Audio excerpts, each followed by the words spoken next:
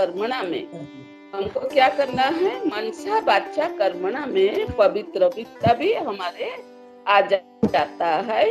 हमारा दृष्टि वृत्ति स्मृति भी सिविलाइज बन जाता है। देखो दान से हमारा क्या होता है, दान से हमारा मनसा वाचा कर्मणा भी पवित्र बन जाता है, दृष्टि वृत्ति भी हमारा बदल जाता है।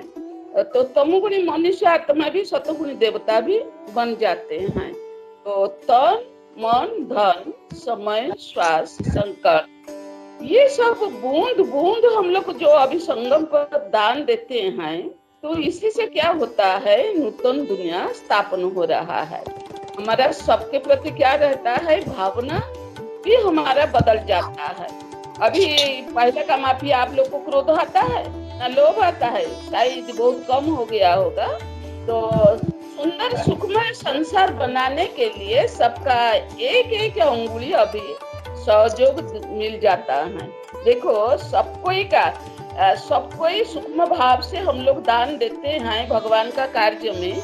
जो थोड़ा थोड़ा दान एक एक अंगुली देकर हम लोग जो सहयोग देते हैं, जैसे एक एक बूंद बूंद जल मिलकर के सागर बन जाते हैं, ऐसे एक एक अंगुली का सहयोग से हम नूतन दुनिया पवित्र दुनिया हमारा सहयोग से बन जाता है। कहा जाता है रक्तदान ज्ञान दान गुण दान सबसे बड़ा दान है। रक्तदान ज्ञान दान गुण दान सबसे बड़ा दान है। तो रक्तदान माना क्या है ना, शक्ति का दान। ज्ञान दान माना मधुर वचन सत्य वचन, जो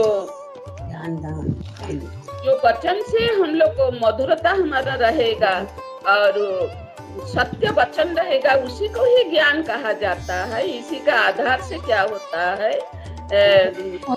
सत्य वचन। दूसरे के लिए प्रेरणा भी, दूसरे के लिए क्या होता है, वो सत्य वचन और मधुर वचन से दूसरे को क्या होता है ना, प्रेरणा भी मिल जाता है और उनका मन में भी उत्साह भी आ जाता है।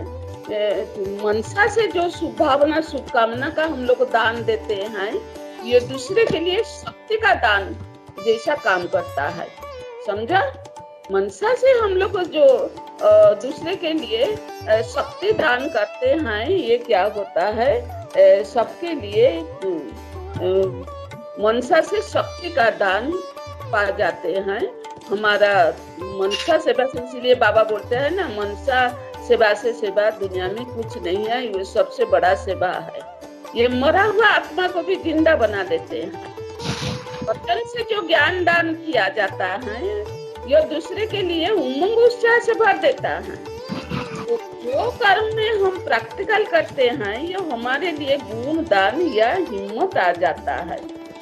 जो वचन में हम लोग जो सत्य वचन, जो मधुर वचन बोलते हैं, जब वो कर्म में हम प्रैक्टिकल में लाते हैं, ये दूसरे के लिए क्या हो जाता है ना, प्रेरणा बन जाता है, हिम्मत आ जाता है और उमंग उत्साह भी उन लोग का बढ़ जाता है। कभी कभी कमजोरी आत्मा दूसरे से पावर लेकर के क्या होता है ना, पावरफुल बन जाता है।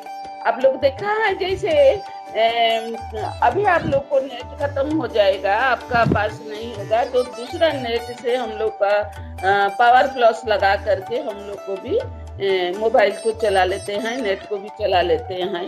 ऐसे मनुष्य का कमजोरी आत्मा, मनुष्य में भी कमजोरी आत्मा बहुत है। तो किसी को जो शक्तिशाली आत्मा है, उनके साथ जब वो जुट जाता है, उसका ज्ञान गुण शक्तियों से ये आत्मा भी पावरफुल बन जाते हैं। जैसे अभी हम ऑलमाइटी अथॉरिटी बाबा के साथ बुद्धि योग लगाने से हमारे कमजोरी अभी क्या होता है, धीरे धीरे खत्म होते जाते हैं।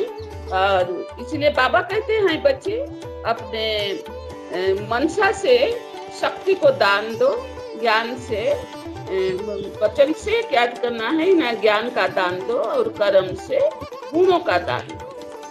तो किसी को जैसे अच्छा फल खिलाने से क्या होता है, शक्तिशाली बना देते हैं। ऐसे हमको सदा भी मनसा से निरंतर सारा दुनिया या प्रकृति सबको शक्ति प्रदान करना है।